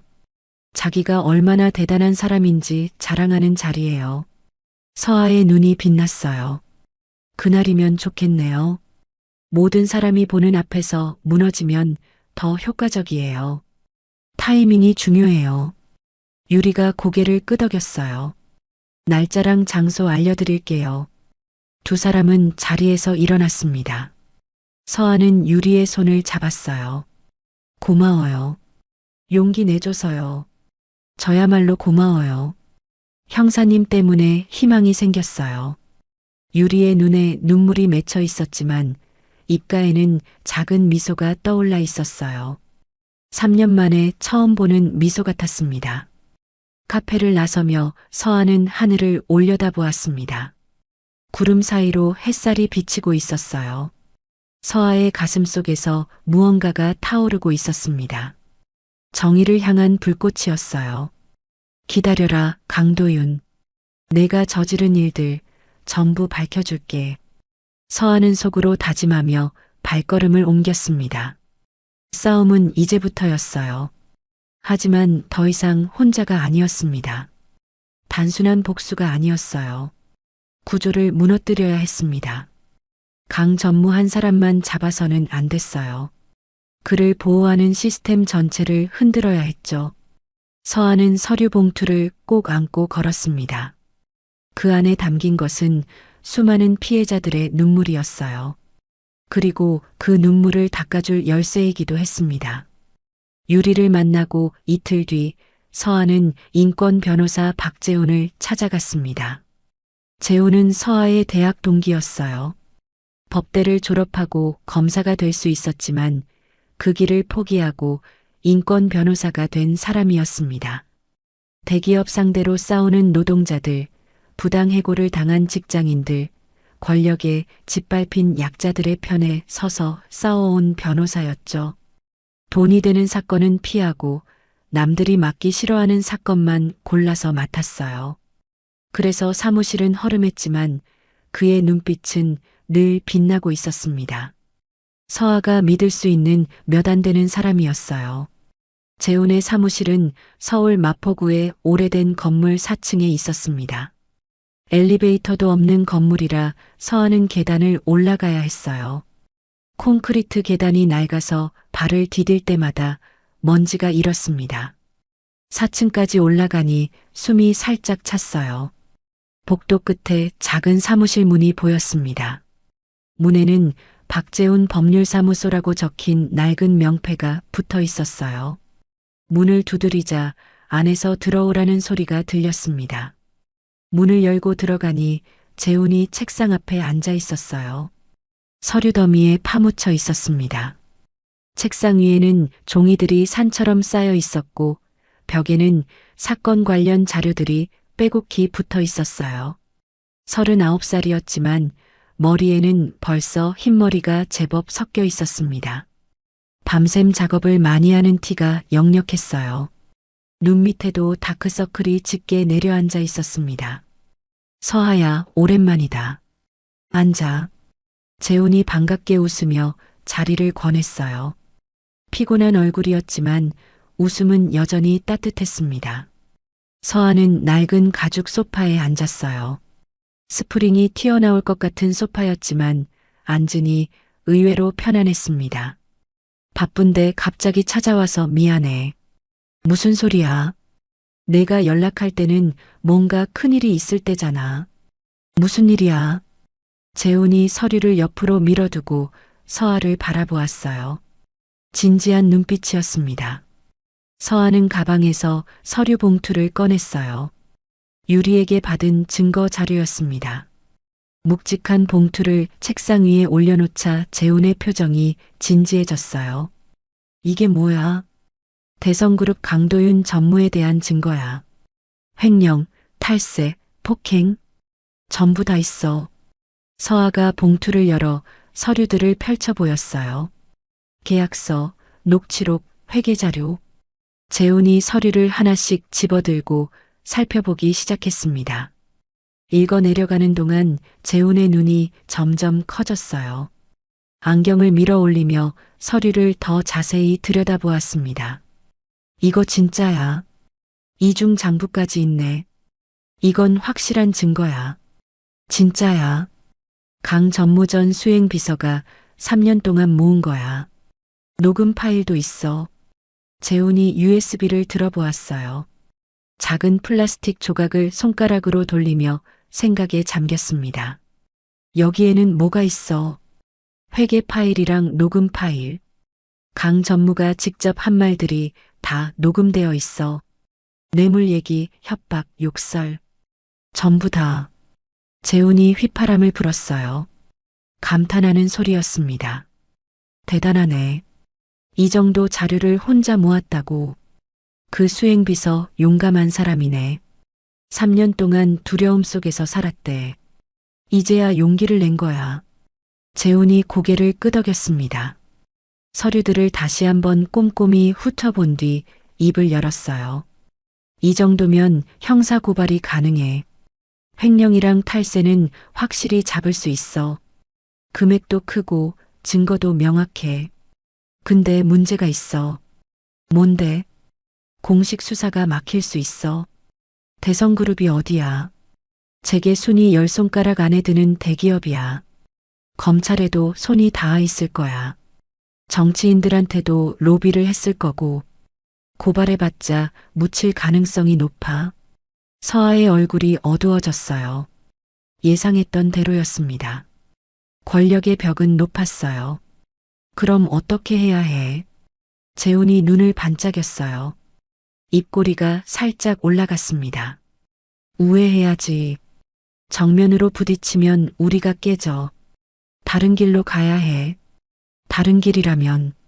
재훈이 자리에서 일어나 벽에 걸린 화이트보드 앞으로 갔어요. 마커를 들고 뭔가를 적기 시작했습니다. 글씨가 빠르게 써져 내려갔어요. 첫 번째, 언론. 기자들한테 이 자료를 넘겨. 기사가 터지면 여론이 움직여. 여론이 움직이면 검찰도 어쩔 수 없이 수사해야 해. 국민이 보고 있으니까. 재훈이 숫자 1을 적고 그 옆에 언론이라고 썼어요. 두 번째, 외부 감사기관. 국세청이나 금융감독원에 자료를 넘겨. 탈세나 회계 부정은 그쪽에서 잡아. 검찰이 안 움직여도 세금 문제는 피할 수 없어. 숫자 2 옆에 감사기관이라고 적었습니다. 세 번째, 시민단체. 노동인권 단체들한테 연락해. 여론전에서 힘이 돼줄 거야. 피해자들 목소리를 모아서 크게 만들어야 해. 서아는 재훈의 설명을 들으며 고개를 끄덕였어요. 체계적인 계획이었습니다. 혼자서는 생각하지 못했을 전략이었어요. 기자는 누구한테 연락해야 해. 아무한테나 넘기면 안 될 것 같은데. 대성그룹이랑 연결된 기자도 있을 테니까. 재훈이 고개를 끄덕였어요. 내가 아는 기자가 있어.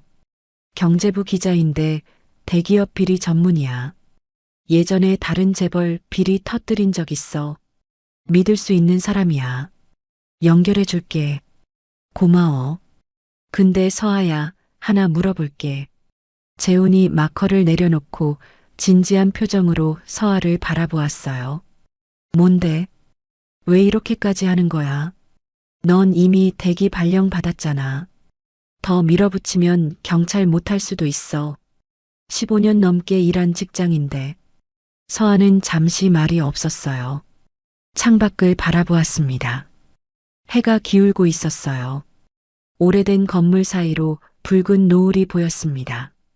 서아가 천천히 입을 열었어요. 우리 시어머니가 당했어. 사람들 앞에서 뺨을 맞으셨어. 64살 되신 분이 무릎 꿇고 청소하시다가 그렇게 당하셨어.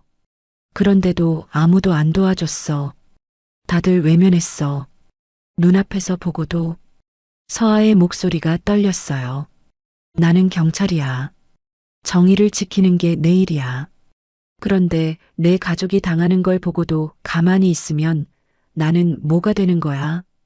경찰 배지가 무슨 의미가 있어? 그냥 철조각이야. 재훈이 서아를 바라보았어요. 서아의 눈에 눈물이 맺혀 있었습니다. 재훈이 천천히 고개를 끄덕였어요. 알겠어. 끝까지 같이 갈게. 혼자 싸우게 안 할게. 고마워. 서아가 작게 웃었어요. 눈물을 손등으로 훔쳤습니다. 오랜만에 마음이 조금 가벼워지는 느낌이었어요. 재훈이 다시 화이트보드를 가리켰습니다. 타이밍이 중요해. 강 전무가 가장 방심할 때를 노려야 해. 언제가 좋을 것 같아? 서아가 대답했어요. 다음 주 금요일. 대성그룹 창립 기념 행사가 있어. 강 전무가 연설을 해. 언론이랑 외부 인사들이 많이 온대. 재훈의 눈이 빛났어요. 완벽해. 그날 기사를 터뜨리자. 강 전무가 연설하는 그 시간에 기사가 나가면 최고야. 모든 사람이 보는 앞에서 무너지는 거지. 한 번에 끝내자. 서아가 말했어요. 재훈이 고개를 끄덕였습니다. 그래, 한 번에 끝내자. 두 사람은 계획을 세우기 시작했어요. 누구에게 자료를 넘길지, 언제 넘길지, 어떤 순서로 진행할지 꼼꼼하게 정리했습니다. 밤이 깊어가도 멈추지 않았어요. 시어머니의 얼굴이 떠올랐습니다. 붉게 부어오른 뺨, 눈가에 맺힌 눈물. 그 모습을 떠올릴 때마다 서아의 마음에 불이 붙었어요. 재훈이 커피 2잔을 들고 왔습니다. 오늘은 여기까지 하자. 내일부터 본격적으로 움직이자. 서아가 커피를 받아들었어요. 따뜻한 온기가 손끝에 전해졌습니다. 재훈아, 진짜 고마워. 무슨 소리야? 친구잖아. 그리고 이건 옳은 일이야. 사무실을 나서며 서아는 밤하늘을 올려다보았어요. 별이 몇 개 떠 있었습니다. 기다려라, 강도윤. 이제 곧이야. 서아는 발걸음을 옮겼습니다. 조용하지만 뜨거운 반격이 시작되고 있었어요. 드디어 그날이 왔습니다. 대성그룹 창립 기념 행사가 열리는 금요일 오후였어요. 서울 강남의 대형 컨벤션 센터에는 수백 명의 사람들이 모여 있었습니다. 정장을 빳빳하게 차려입은 기업인들, 카메라를 들고 분주하게 움직이는 기자들, 그리고 화려한 드레스를 입은 초청 손님들. 로비는 사람들로 북적였어요. 서아는 컨벤션 센터 밖에서 상황을 지켜보고 있었습니다. 평상복을 입고 모자를 눌러 쓴 채였어요. 눈에 띄지 않게 조심하고 있었습니다. 옆에는 유리가 서 있었어요. 유리의 얼굴은 긴장으로 창백해져 있었습니다. 떨려요. 유리가 작은 목소리로 말했어요. 서아가 유리의 손을 잡았습니다. 괜찮아요. 우리가 준비한 대로만 하면 돼요. 서아의 목소리는 침착했지만 사실 서아도 긴장하고 있었어요. 심장이 빠르게 뛰고 있었습니다. 오늘이 모든 것이 결정되는 날이었어요. 성공하면 강도윤을 무너뜨릴 수 있고 실패하면 모든 것을 잃을 수도 있었습니다. 서아는 휴대폰을 꺼내 시간을 확인했어요. 오후 3시였습니다. 강 전무의 연설은 3시 반에 시작될 예정이었어요. 그리고 그 시간에 맞춰 기사가 나가기로 되어 있었습니다. 재훈이 연결해준 기자 이현수가 모든 자료를 받았어요. 이중장부 녹취록 계약서. 현수는 자료를 검토한 뒤 이건 대박이라며 흥분했었죠. 기사는 이미 작성되어 있었고 오후 3시 반에 온라인에 게시될 예정이었습니다. 서아의 휴대폰에 메시지가 도착했어요. 현수에게서 온 문자였습니다. 준비 완료. 예정대로 3시 반에 기사 나갑니다. 서아는 고개를 끄덕였어요. 이제 기다리기만 하면 됐습니다. 컨벤션 센터 안으로 들어가 볼까요? 서아가 유리에게 말했어요. 유리가 고개를 끄덕였습니다. 두 사람은 천천히 건물 안으로 들어갔어요. 로비는 화려했습니다. 거대한 샹들리에가 천장에서 빛나고 있었고 벽에는 대성그룹의 역사를 보여주는 사진들이 전시되어 있었어요. 웨이터들이 샴페인 잔을 들고 손님들 사이를 오갔습니다. 어디를 봐도 돈과 권력이 넘쳐나는 풍경이었어요. 서아는 구석자리에 서서 무대 쪽을 바라보았습니다. 무대에는 대성그룹의 로고가 크게 걸려 있었어요. 조명이 화려하게 비추고 있었습니다. 곧 강 전무가 저 무대에 올라갈 거였어요. 3시 25분이 되자 사회자가 무대에 올랐습니다. 신사숙녀 여러분, 잠시 후 강도윤 전무님의 축사가 있겠습니다. 자리에 착석해 주시기 바랍니다. 사람들이 웅성거리며 자리로 이동했어요.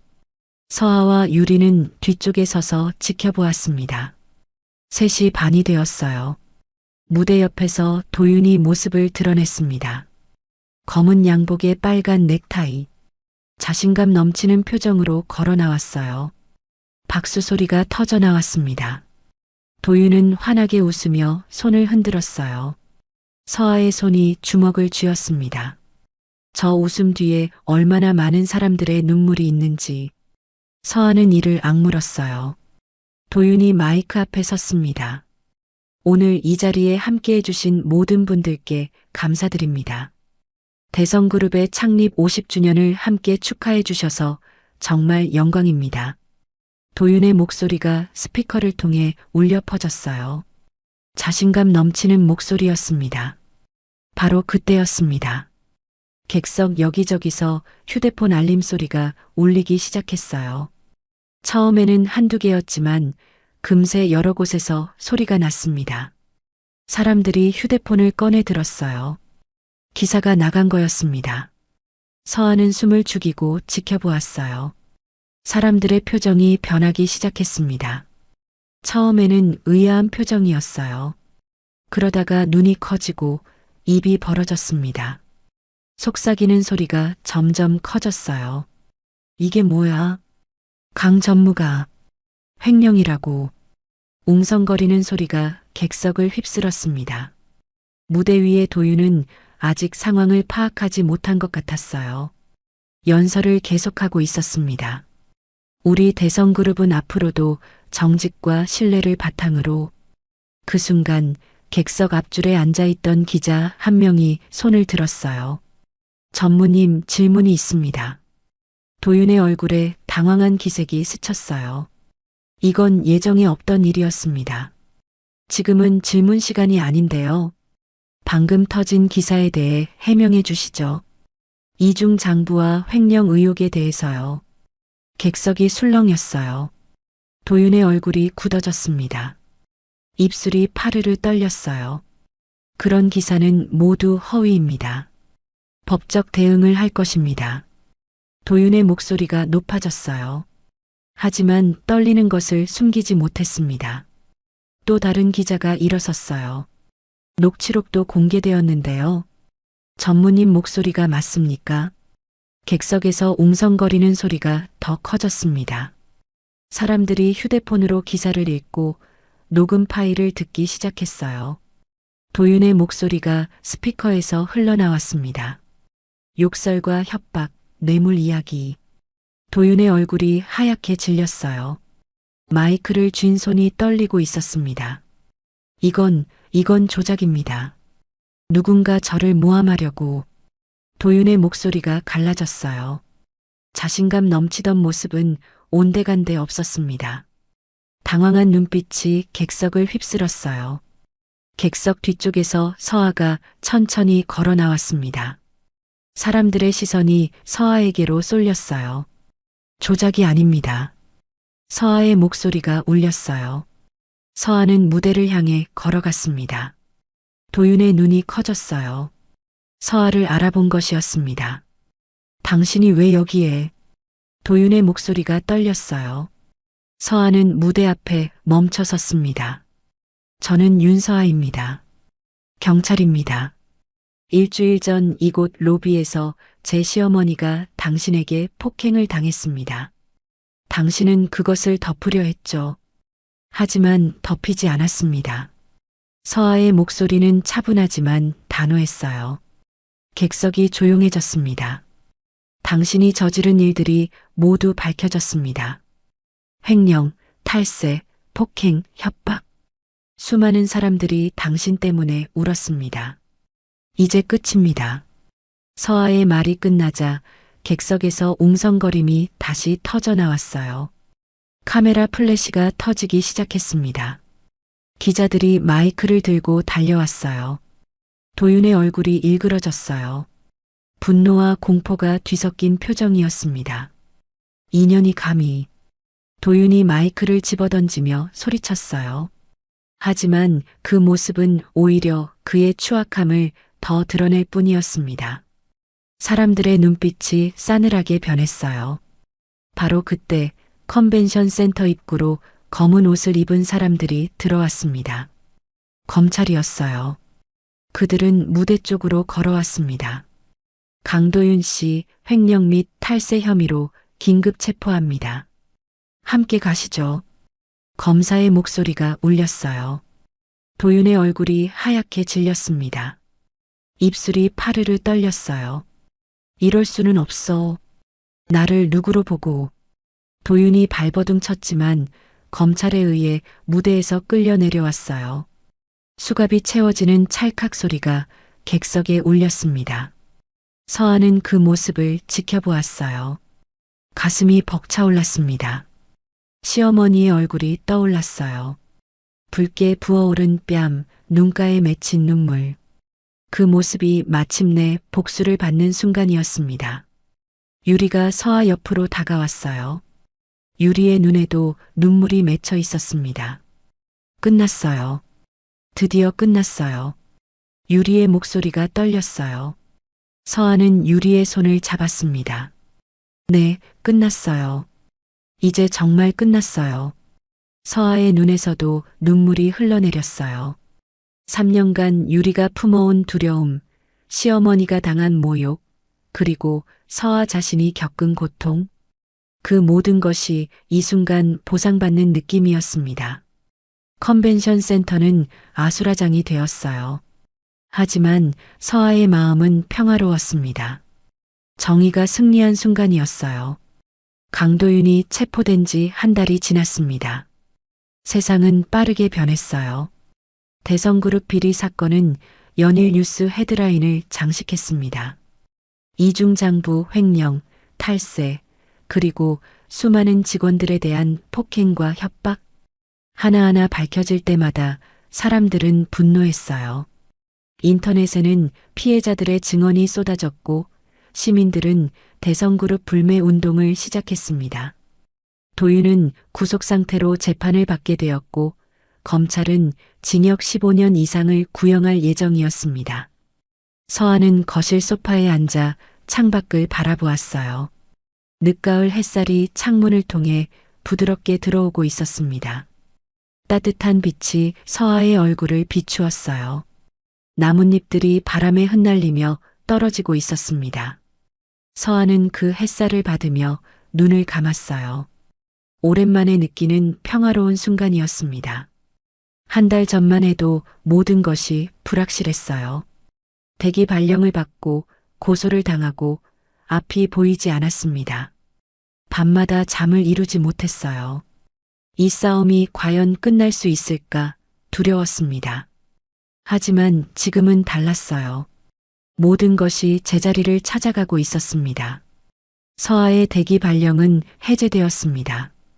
경찰청에서 공식적으로 서아의 행동이 정당했다고 인정했어요. 폭행 현행범을 제지한 정당한 직무행위였다는 결론이 났습니다. 오히려 용기 있는 행동이었다며 표창까지 주었어요. 서아는 겸손하게 받았습니다. 표창이 중요한 게 아니었거든요. 시어머니와 다른 피해자들을 위해 싸운 것이 중요했어요. 현관문이 열리는 소리가 났습니다. 서아가 고개를 돌리자 시어머니가 들어오고 있었어요. 손에는 장바구니가 들려 있었습니다. 가을 햇살이 시어머니의 얼굴을 비추고 있었어요. 어머님 오셨어요. 서아가 자리에서 일어나며 반갑게 맞았어요. 시어머니의 얼굴에는 한 달 전과 달리 생기가 돌고 있었습니다. 볼의 혈색이 좋아졌고 눈빛도 밝아졌어요. 무릎도 예전보다 나아져서 걸음걸이가 한결 가벼워 보였습니다. 응, 시장에 갔다 왔어. 오늘 저녁은 내가 할게. 내가 좋아하는 갈비찜 해줄까? 시어머니가 환하게 웃으며 말했어요. 서아는 그 웃음을 보며 가슴이 따뜻해졌습니다. 한 달 전 시어머니는 매일 울었어요. 자책하고 미안해하고 힘들어했습니다. 밤마다 악몽을 꾸기도 했어요. 하지만 이제는 다시 웃을 수 있게 되었습니다. 시어머니도 많이 달라졌어요. 더 이상 청소 일을 하지 않았습니다. 서아와 남편이 강하게 말렸거든요. 대신 집 근처 경로당에서 봉사활동을 시작했어요. 또래 어르신들과 어울리며 시간을 보내는 것이 시어머니에게 맞았습니다. 요리 교실도 다니기 시작했어요. 젊은 사람들에게 전통 음식을 가르치는 일이었죠. 시어머니는 그 일을 하면서 보람을 느낀다고 했어요. 시아버지 병원비 빚도 해결되었습니다. 대성그룹에서 부당해고 보상금이 나왔거든요. 변호사 재훈이 시어머니의 소송을 맡아 승소했어요. 재훈은 한 푼의 수임료도 받지 않았습니다. 친구니까 당연한 거라며 웃었어요. 회사는 시어머니에게 보상금과 함께 공식 사과문을 발표해야 했습니다. 신문에 크게 실린 사과문을 보며 시어머니는 울었어요. 이번에는 기쁨의 눈물이었습니다. 어머님, 오늘 유리 씨한테 연락 왔어요. 서아가 말했어요. 시어머니가 고개를 돌렸습니다. 한유리 씨, 그 증거 준 분이지. 용감한 아가씨. 네, 취직이 됐대요. 좋은 회사예요. 인권단체에서 일하게 됐대요. 자기처럼 피해를 당한 사람들을 돕고 싶다고요. 드디어 새 출발을 하는 거예요. 시어머니의 얼굴에 미소가 번졌어요. 다행이네. 그 아가씨도 고생 많이 했잖아. 3년을 혼자 버텼다며. 네, 정말 다행이에요. 유리는 3년간의 악몽에서 벗어났습니다. 강 전무가 체포된 후 유리는 용기를 내어 자신의 이야기를 언론에 공개했어요. 얼굴을 드러내고 인터뷰를 했습니다. 그녀의 증언은 다른 피해자들이 나서는 계기가 되었어요. 수십 명의 피해자들이 목소리를 높였습니다. 유리는 더 이상 혼자가 아니었어요. 남편이 퇴근했습니다. 현관문을 열고 들어오는 남편의 얼굴에도 미소가 걸려 있었어요. 손에는 케이크 상자가 들려 있었습니다. 왔어요. 서아가 인사했어요. 남편이 서아에게 다가와 손을 잡았습니다. 오늘 뉴스 봤어. 강도윤 첫 공판이 열렸다던데. 그래서 케이크 사왔어. 축하할 일 아니야. 네, 봤어요. 재판 시작됐어요. 남편이 고개를 끄덕였어요. 드디어 정의가 실현되는구나. 당신이 해낸 거야. 서아는 남편의 손을 꽉 잡았어요. 아직 끝난 건 아니에요. 재판이 끝나려면 시간이 더 걸릴 거예요. 하지만 이제 방향은 정해졌어요. 남편이 서아를 바라보며 말했어요. 당신이 정말 대단해. 처음에 걱정 많이 했는데 당신은 끝까지 해냈어. 나도 많이 배웠어. 서아가 고개를 저었어요.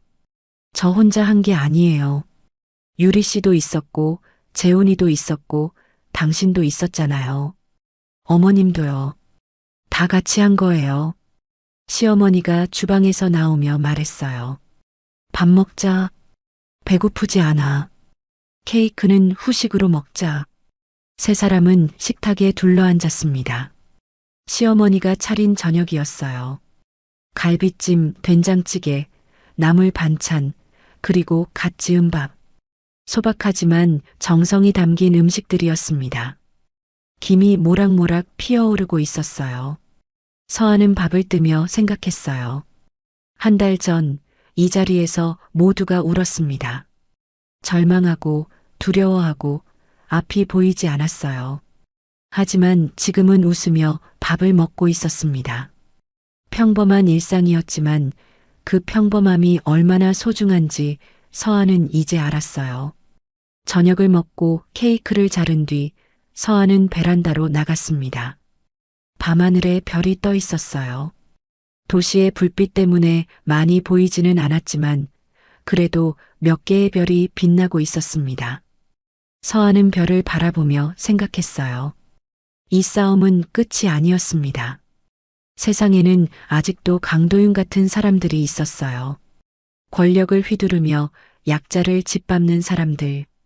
그들 앞에서 목소리를 내지 못하고 울고 있는 사람들. 서아는 그들을 위해 계속 싸워야 했습니다. 서아야. 뒤에서 남편의 목소리가 들렸어요. 서아가 고개를 돌렸습니다. 뭐해? 그냥 별 보고 있었어요. 남편이 서아 옆에 섰어요. 두 사람은 나란히 밤하늘을 바라보았습니다. 무슨 생각해? 앞으로의 일이요. 아직 해야 할 일이 많아요. 남편이 서아의 어깨를 감쌌어요. 혼자 다 하려고 하지 마. 나도 있잖아. 서아가 미소를 지었어요. 알아요. 고마워요. 두 사람은 한참 동안 말없이 밤하늘을 바라보았습니다. 차가운 바람이 불었지만 서로의 온기가 있어서 춥지 않았어요. 베란다에서 거실로 돌아오자 시어머니가 차를 내오고 있었어요. 따뜻한 녹차 향이 퍼졌습니다. 서아야, 차 마시자. 시어머니가 웃으며 말했어요. 서아는 시어머니 옆에 앉았습니다. 어머님, 감사해요. 시어머니가 의아한 표정으로 서아를 바라보았어요. 갑자기 왜? 그냥요. 어머님이 계셔서 감사해요. 우리 가족이 있어서 감사해요. 서아의 말에 시어머니의 눈가가 붉어졌어요. 하지만 이번에는 슬픈 눈물이 아니었습니다. 행복한 눈물이었어요. 나야말로 고맙지. 내가 있어서, 내가 우리 며느리여서 정말 다행이야. 시어머니가 서아의 손을 잡았어요. 따뜻한 손이었습니다. 거실에 웃음소리가 퍼졌어요. 평범한 가을 저녁이었지만 그 안에는 소중한 사람들이 있었습니다. 새로운 아침은 매일 밝아옵니다. 그리고 서아는 매일 그 아침을 맞이하며 걸어갈 거였어요. 정의를 향해, 빛을 향해, 그리고 사랑을 향해.